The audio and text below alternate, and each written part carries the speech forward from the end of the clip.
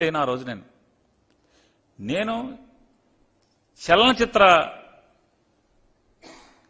అంటే సినిమాటోగ్రఫీ కాకుండా film development corporation ఏదైతే ఉందో ఆ ఫిల్మ్ డెవలప్మెంట్ కార్పొరేషన్కి మంత్రిగా ఉన్నాను. మీరు ఆ ఆడియో ఫంక్షన్కి వెళ్ళి ఎందుకు నోరు జారి మీ ఇష్టం వచ్చినట్టు తిట్టారు నన్ను. తిట్టినప్పుడు ఉంటుంది కదా, న్యూటన్స్ లానే కదా, ఇది న్యూటన్స్ లా కదా, ఉండదా? మీకేనా పౌరుషం ఉంది, నాకు లేదా? నేను అదే జాతే, నాకు పౌరుషం ఉందని మీకు చెప్పాను. నేను తర్వాత ఎప్పుడన్నా మళ్ళీ మన ఇద్దరం ఏమన్నా నేనేమన్నా తేడాగా మాట్లాడానా?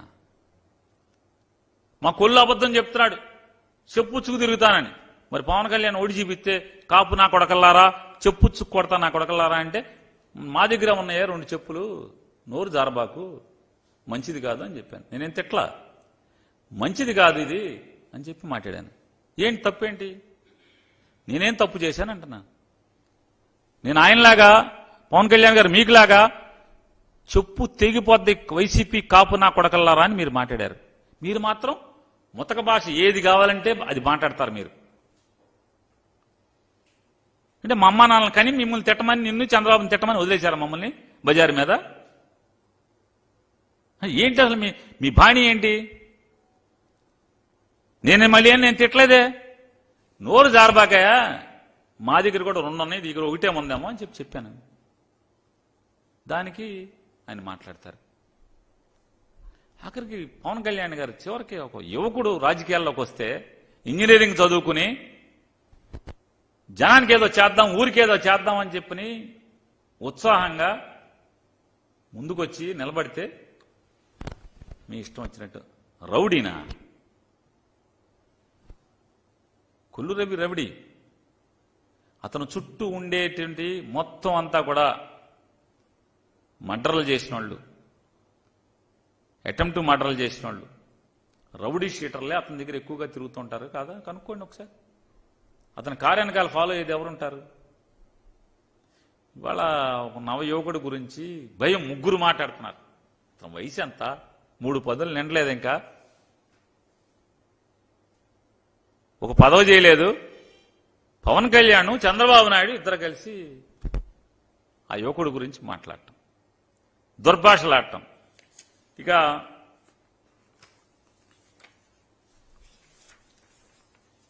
మరొకసారి నేను చంద్రబాబు నాయుడు గారిని ప్రశ్నిస్తున్నాను. మా ఊరికి ఏం చేశారు మీరు? 2014లో హామీలు ఏది ఇచ్చారో అదే హామీలు కాపీ పేస్ట్ మళ్ళీ మీరు మాట్లాడటం తప్పితే, మీరు బొంకటం తప్పితే ఏంటి మా ఊరికి మీరు చేసింది? 6 మాసాల్లో పూర్తి కడతాన్నారు.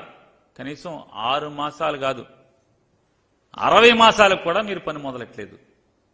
6 మాసాలు కాదు, 60 మాసాలకు కూడా మీరు పని మొదలెట్లేదు. మరి దగా కదా మీరు? మా ఊరిని దగా చేయడం కదా, బందరోళ్ళని మోసం చేయడం కదా? మళ్లీ వచ్చి వాళ్ళ శరవేగంగా 2025 సంవత్సరానికి బందర్ షిప్ వచ్చేంత వేగంగా పనులు జరుగుతుంటే పోర్టు నిర్మాణం పూర్తి చేస్తానని మాట్లాడతాడు. ఈయన పూర్తి చేయటం ఏంటి? అలాగే బాలశౌరి గారని ఒక ఆయన వచ్చాడు. ఆయన చెప్తాడు పోర్టుకి ఆయనే శాంక్షన్ చేశాడంట, మెడికల్ కాలేజీ ఆయనే శాంక్షన్ చేశాడంట. మరి జగన్ ఎవరు? బందర్ పోర్ట్ అనేది కేంద్ర ప్రభుత్వం నిర్మాణం చేస్తుందా, రాష్ట్ర ప్రభుత్వం నిర్మాణం చేస్తుందా?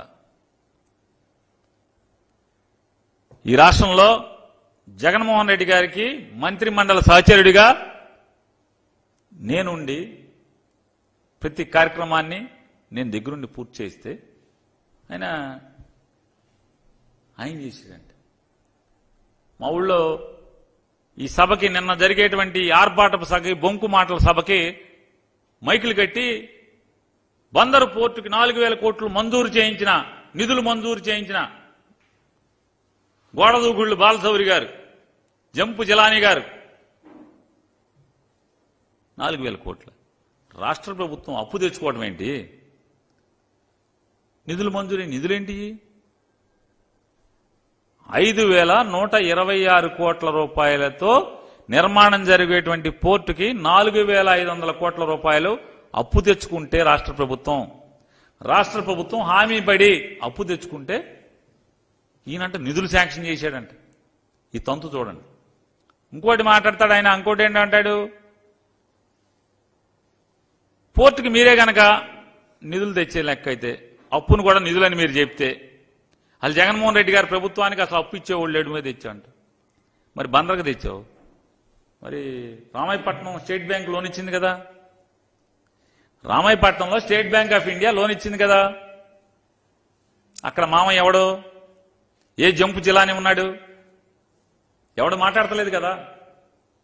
అలాగే మూలపేటలో పవర్ ఫైనాన్స్ కార్పొరేషన్ బందర్కి ఏ కంపెనీ అయితే లోన్ ఇచ్చిందో అదే కంపెనీ పవర్ ఫైనాన్స్ కార్పొరేషన్ మూలపేటలో కట్టేటువంటి, శ్రీకాకుళం జిల్లా మూలపేటలో కట్టేటువంటి పోర్టుకు కూడా 4,000 చిల్లర కోట్లు అప్పిచ్చింది కదా.